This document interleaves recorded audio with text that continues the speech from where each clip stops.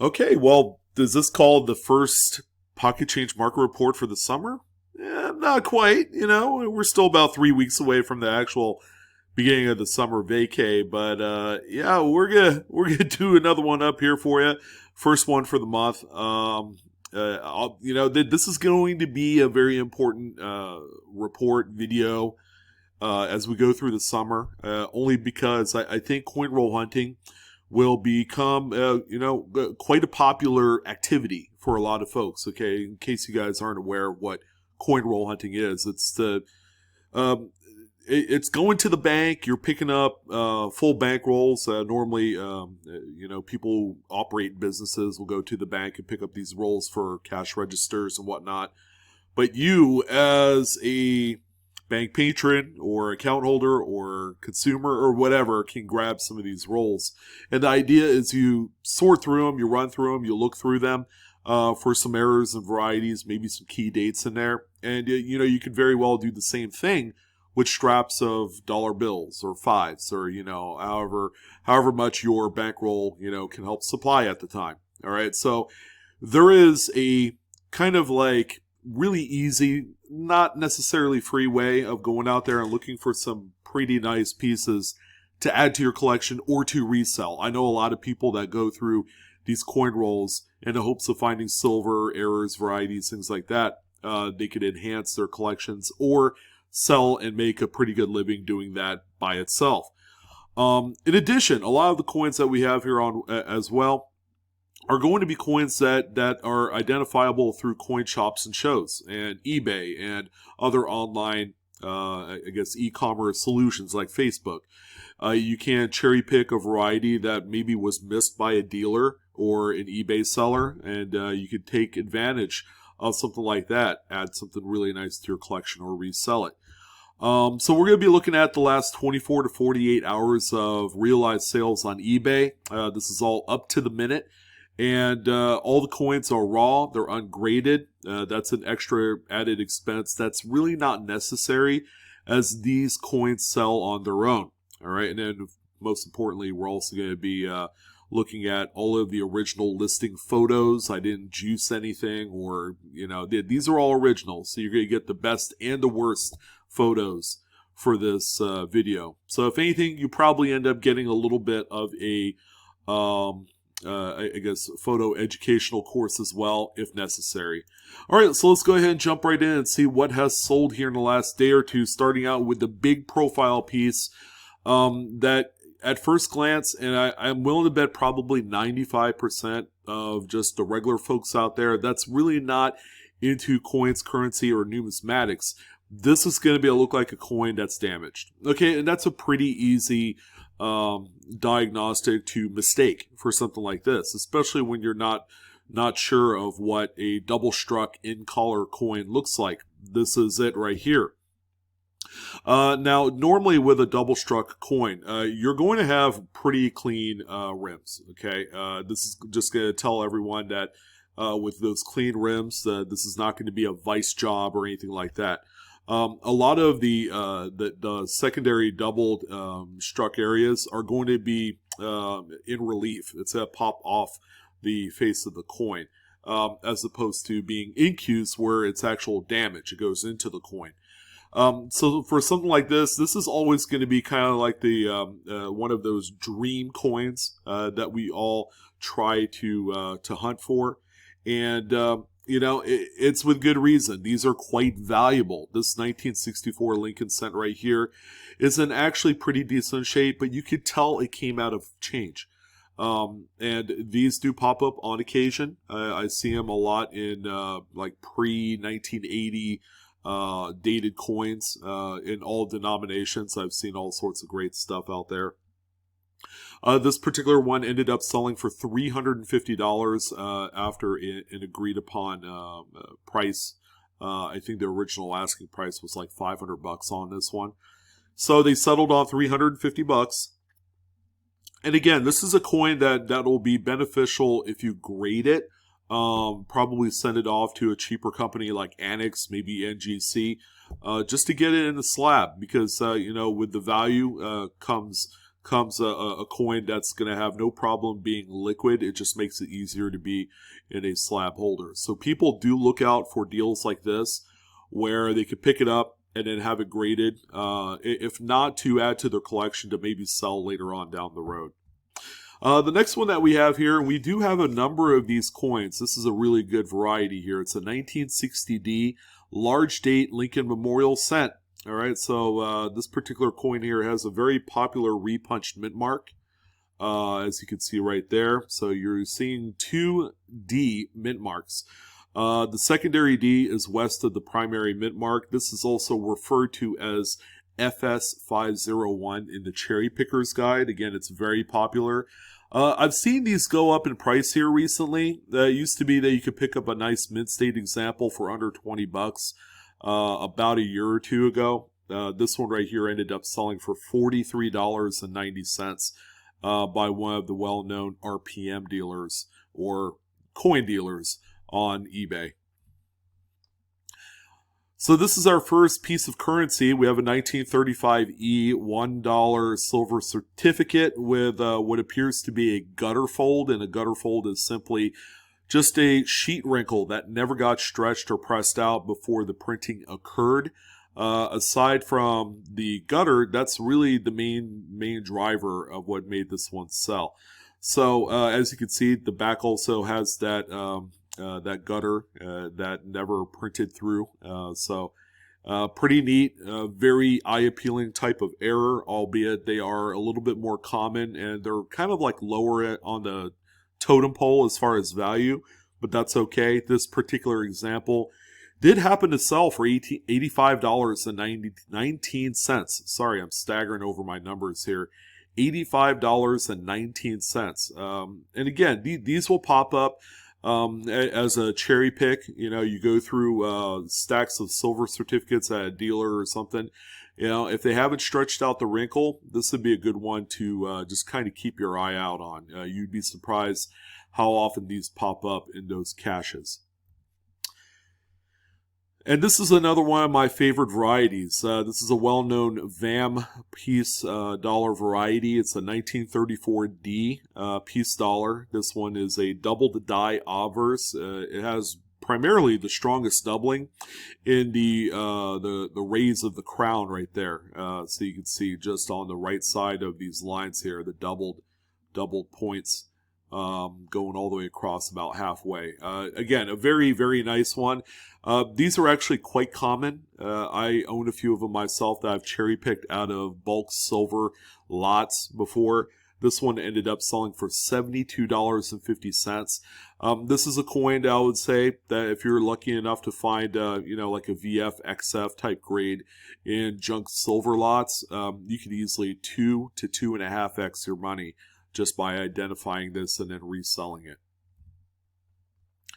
Now, this is the first coin on the list where I'd say the pictures are a little bit on the subpar kind of side of things. It really doesn't do the coin justice of what we have here, but fortunately there's enough information from these images that allows us to see what's being sold. It's a 2019 Lincoln Shield cent, so a rather newer type of coin. The coin is circulated. You can see all sorts of hairline scratches and high circulation wear on the devices.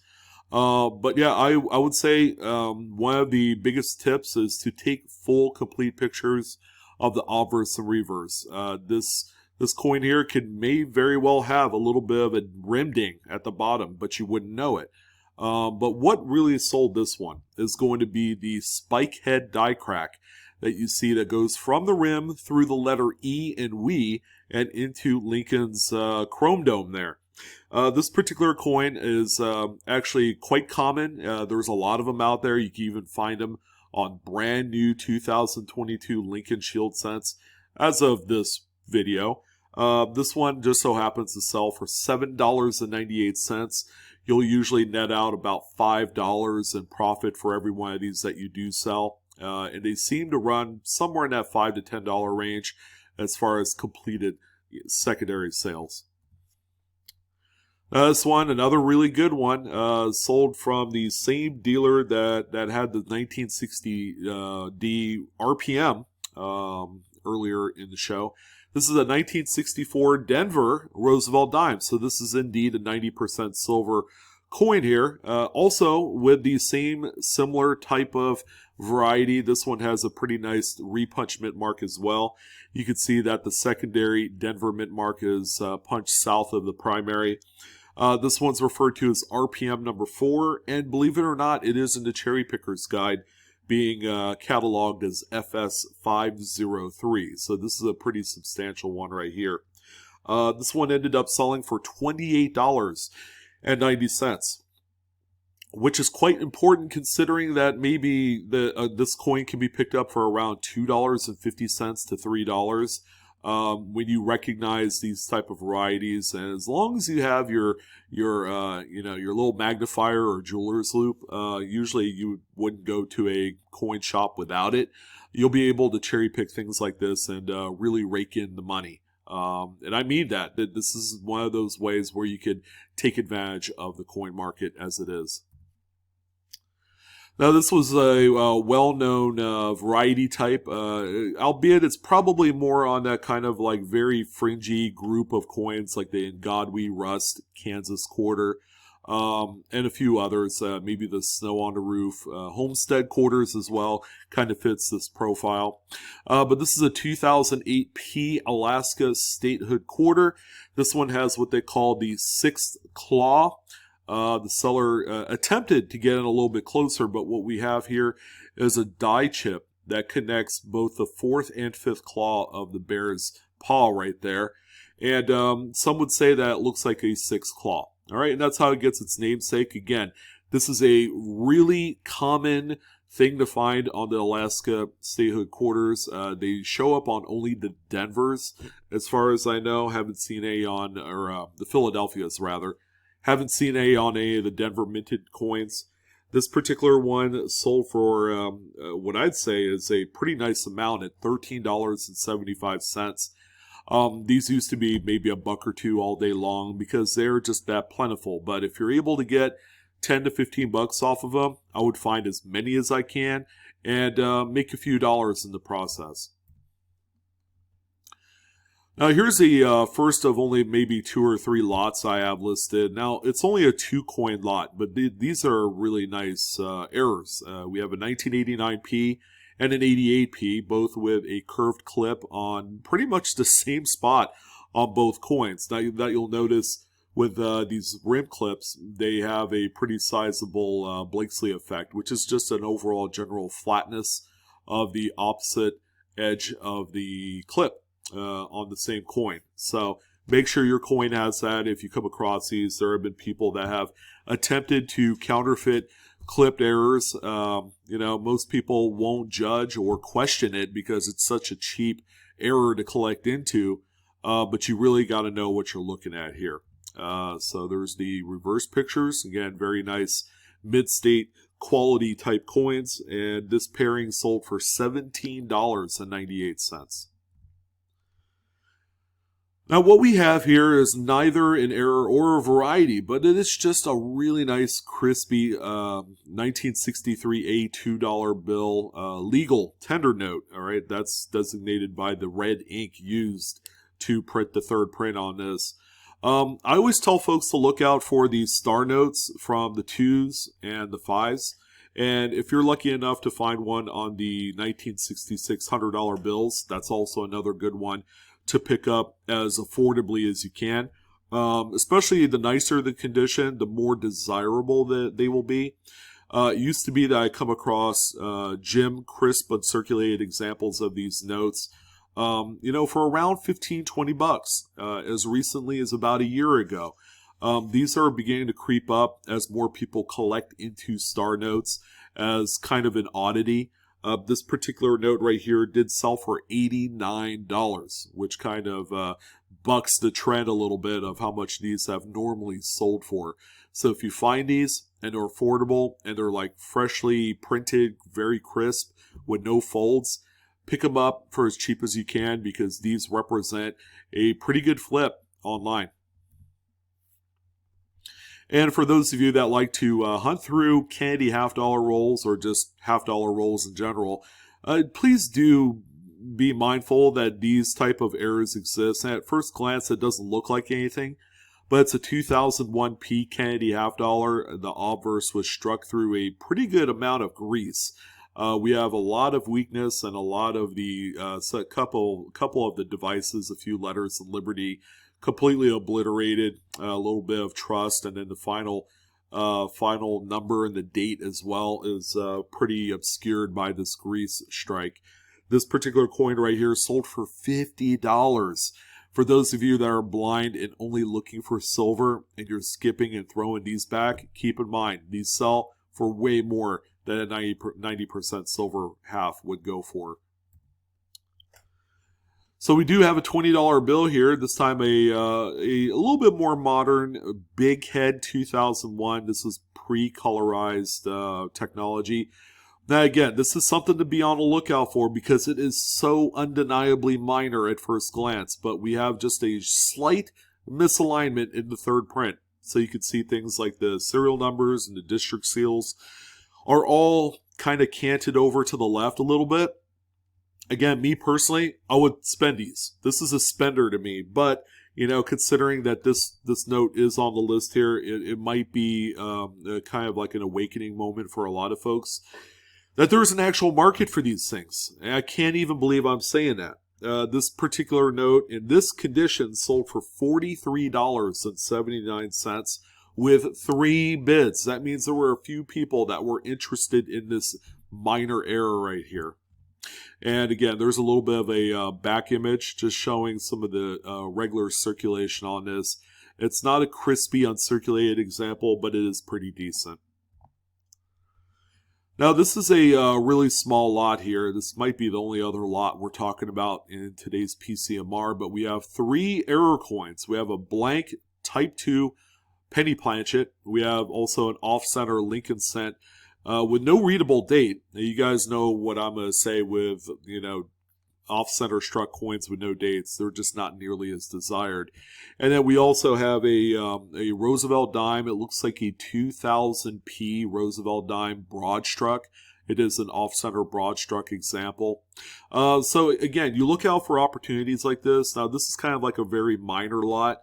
But the idea is you buy one of these because, you know, if someone's willing to sell it in bulk, they're willing to take a little bit of a hit or a discount on the actual final sales price. And, you know, the per piece cost will come out a lot cheaper. You take these coins, you sell them singularly back on eBay. And the idea is you want to try and double your money, if not higher.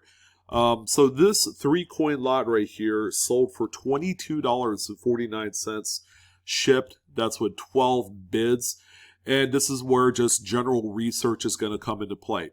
How much does a black planchet sell for? Maybe $5 or so. The off-center Lincoln cent is probably about another $8 to $10 coin. And then the Roosevelt, you can make an argument that that's probably a $10 bill as well. It sounds like this one sold for pretty close to what a market value would look like for the individual coins. So always be wary with something like this, because if you're in a state that charges tax for sales tax, rather, you're going to pay more for these. So don't get yourself in a bind when you pick these up. They're not going to sell right away. These are coins that you would put up as a buy it now fixed listing and just go from there. You know, you might sell one here and then a month later sell another one. They're not exactly quick sales, but they're a great way to enhance your eBay store if you need more inventory. The next one that we have here, I could tell you guys this. This is a very scarce coin. 1965 Jefferson Nickel. It's off-center by about 10-15%-ish, somewhere around there. The coin has a little bit of circulation wear, but I could comfortably say it's probably in about uncirculated type grade. You do have little hints of luster here and there. But this is a coin, ladies and gentlemen, that came from an era where no known mint state or mint sets were ever produced. They did do SMS sets. So finding a nice high quality 65 off-center coin for a date set of this era is quite tough. This one ended up selling for $130. So call it like it is. This one's a key date for this type of error.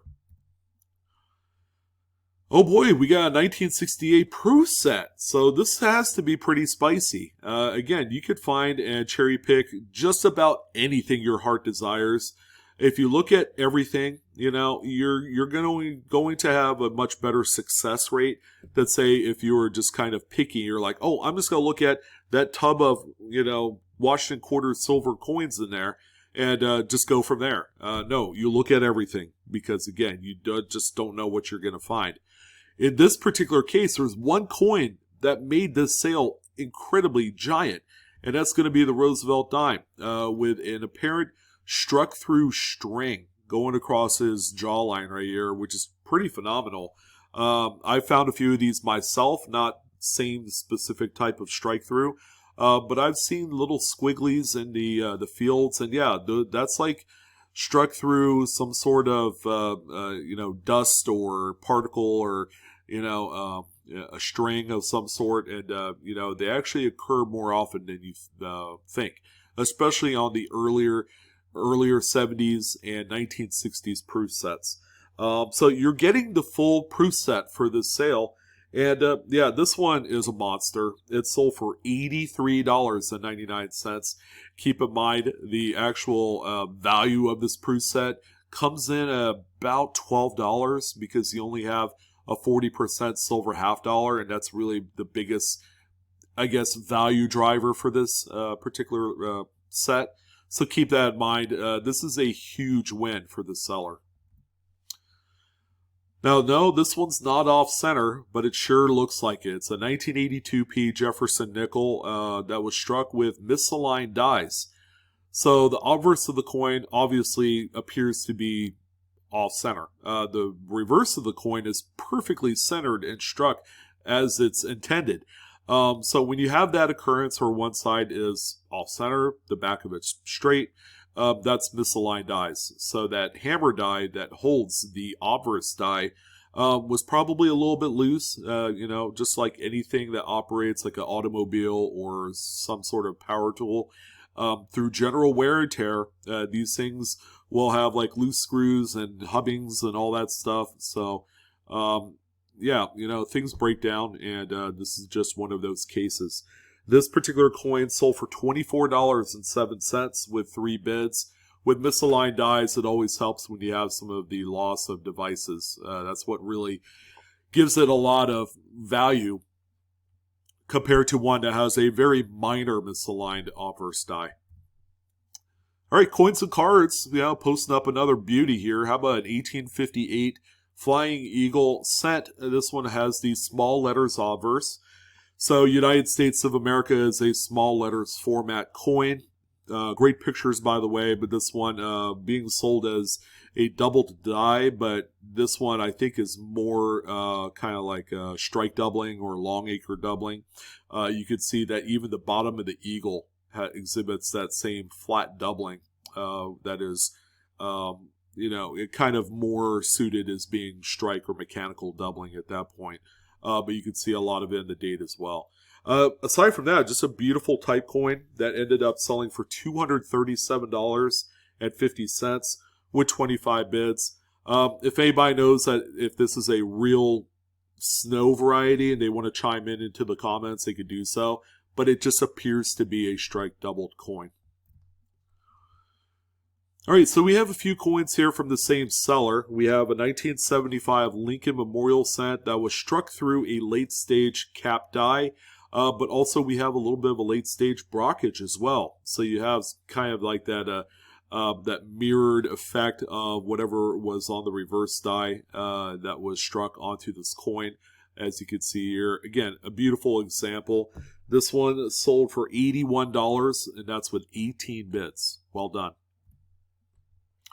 And here's a 1955 Lincoln wheat cent. Wow, this thing's incredible. Now, this is a lamination, and we do know lamination peel or lamination errors in general have been getting a lot more press and coverage these days because of, it's the next, least expensive error to collect into.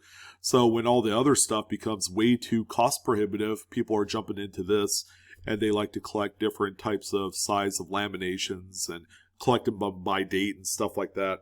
This one sold for $30.30. Just truly magnificent, considering that just a few years ago, this was a $5 coin. So things have certainly changed in a small period of time. This one looks like a lamination, but it's not. This is actually a Lincoln wheat cent. That was a fully complete coin when it was struck, but it had split after the strike. So the planchet definitely was flawed to where it split right evenly down the middle of the edge of the coin. The second half of this coin is probably somewhere floating out there, or maybe it's lost forever. These coins at this point are a lot thinner, because, coin is basically half of what it was. This one right here sold for $25.50 with 2 bits. And here's another one of those late stage struck through cap die Lincolns, this time on 1965. Again, a good looking coin. This one is also from the same seller as the previous coin. This one right here sold for $80, and that's with 25 total bits on this. All right, we got more varieties for you. This is another big one, one that should never be ignored for any reason because it slaps you pretty good. 1956 D over D RPM. This is also the FS501 in the Cherry Picker's Guide. You can see that secondary D is punched a little bit southwest of the primary there. Some will say it's more west than anything else, and I'll just agree with that. This one right here, again, a very strong one to look for. Sold for $13.90. There are quite a few of these that were produced, so they're not incredibly scarce, but one in really nice high grades will command quite a bit of money. And here's the 1957D. Not so much a variety, but just a little tiny error. This is a BIE die chip that connects the B and E and Liberty. There's a number of different progression and stages of this coin. Even looks like this one has a little bit of a minor double die. Don't know if that's the case. You can see a little bit of the doubling underneath these first 3 letters. I just kind of noticed that right now. I'm like, oh, that's pretty neat. But it may not be. All right, so I'm just going to go ahead and say that. The big value driver is going to be the BIE die chip. This one sold for $11.50 with 12 bits. Another big variety on a very big date, 1972 Lincoln Memorial Cent. Always look through your Philadelphia minted 72s, because more times than not, you will pass by one of the 10 main double dies for the date. But this one right here is FS107 or DDO number 7. You can see just an amazing doubling in the motto "In God We Trust." And you can see it really well here in RU and Trust. And then there's also some doubling on Liberty as well. But this one right here, in this condition, still managed to sell for $18.90. The FS107 is one of the more common DDOs to find for this date. Okay, well, you can't argue with this one. This one has really super misaligned third print there. On a 1999 big-faced $100 bill, out of all things, right? Now, how many of you probably would have skipped over this? Probably a number of you. At first glance, it doesn't look like anything nuts. But, if you know what you're looking for, and if you're actively looking for things that are interesting in paper money, you could come across something like this here. Let's see. Yep, there's a reverse pictures. This one is awfully crispy. Does not appear to be circulated, so there is that. This one sold for $349. Pretty good day when you're able to net out, 3x your money after the dust is settled on this sale. I would take that all day long. Yeah, it's a neat note. And if I were big on like currency errors, I would certainly entertain this as being a pretty good piece for it. But, if you need the money and you want to pick up other things, sell something like this. It's a huge one. Here's a 1980D Washington quarter. Again, another struck through grease here on the reverse. You can see a lot of the loss of the edge devices. A lot of the lettering is, pretty well gone on this one. But look at the coin, guys. Very, very circulated. This is not going to fool anybody as being a mid-state example. This one is sold for $9.64. Again, that comes along with the overall circulation wear on this. So the same seller had another one of these Wisconsin 2004 Denver low-leaf variety quarters. Not the best pictures, but there you can see that low leaf. There's also a high leaf variant of this one as well. These were distributed in Texas, Oklahoma, and Arkansas back in 2004, and the seller of this one just so happens to be in the great state of Texas. So there is that. These are still being found in that region. This one right here sold for $69. Not too bad. Again, very well circulated coin. And here is a pretty neat looking 1923 peace dollar with a just a regular good old little clip here. And, there is a little bit of a Blakesley effect right under the 9 and 2 of the date there. This looks like it came right out of scrap silver, lots. So, this is a good way to take a coin that ordinarily would be worth around, $27, $28 in today's market, to something that's sold for $52.50. Again, 2xing your money on this ain't nothing. If you're able to net $20 per sale of these minor errors, that's where the ticket is. I believe this is our first and only CUD. No, we do have another one, but this is our first CUD already through about 25, 28 listings. This time on 1988 P Jefferson Nickel. You can see that CUD die break here at the base. Very little weakness on the back, but it's really right on the edge there. And this one, ladies and gentlemen, in spite of its circulation wear, sold for $40.09 with 3 bids.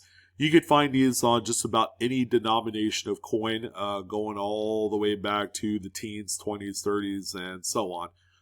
Anything that you could find in change has the possibility for things like this.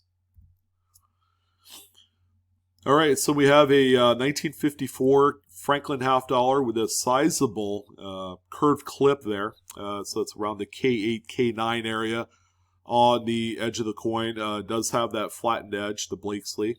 All right, even pretty attractive toning to give it a little originality. This one sold for $33.44 with 4 bids. Now, through all the talk of all the various rim clips in today's episode, it really boils down to this one singular coin.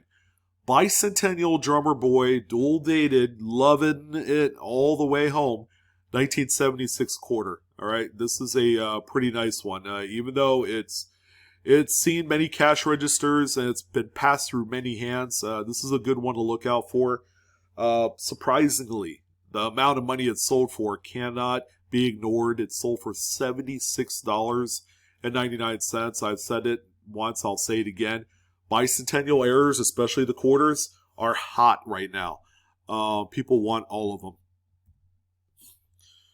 This is a pretty neat one. The jury kind of remains to be out there whether or not this coin would be better as not an error, because people like to collect these as a type coin without all the rigmarole. 1868 2-cent copper. This one has a planchet flaw on the obverse. So, yeah, it looks like a piece had fallen out or something to that effect. But it's also a repunched 8. All right, so you got a little bit of a extra repunching of the 1 there, the top of the 1, and top of the 8 here. This one right here sold for $79.30 with 3 bids. And it's a coin with loads of personality. Okay, yeah, I knew I had another cut, and it was a big one. 1987 Lincoln Memorial Cent. This thing is just crazy looking. That blob of metal on the obverse sticks out quite a bit. So when a piece of the die had fallen out, you got to keep in mind that all of the metal flow during the strike goes into that empty pocket of where that missing piece of die is, therefore creating an absolutely just amazingly eye-appealing coin. This thing sticks out from, 10 miles away. It's that noticeable. Again, the bigger the cut, the more desirable they are. This one obscures a lot of devices and it has that considerable weakness on the reverse there. This one, ladies and gentlemen, sold for $128.90. Boom. That's a big one. But we have one bigger boom, and this is a coin again that has eluded me personally. 1982 Roosevelt Dime looks like a regular standard Philadelphia minted dime. There's only one problem, guys. It's missing the P mint mark. There's supposed to be a P mint mark on this coin, but yeah, it was inadvertently left off. It was either not punched into the working die or what have you.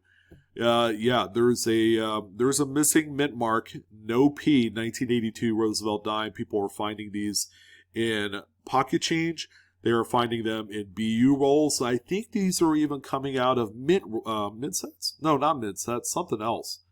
There's something else that people are finding these in. I don't know what they are, but you can find them in either one of those different ways. And the coin is in really nice shape. It does have a little spot on the reverse. This is what's referred to as the strong type of this one. There's also a weak and a strong. The strong is more desirable. It's got the best strike. And wow, $284 later, and this one has a new owner. So that's a pretty nice coin there. One to always be on the lookout for. This one looks to be more mid-state than all the other ones I've seen lately. But that's going to go ahead and do it, guys. Go out there, get yourself some treasure, do some cherry picking, attend a show, go to the bank. Do everything you have to do to get your name on this week or next week's report, rather.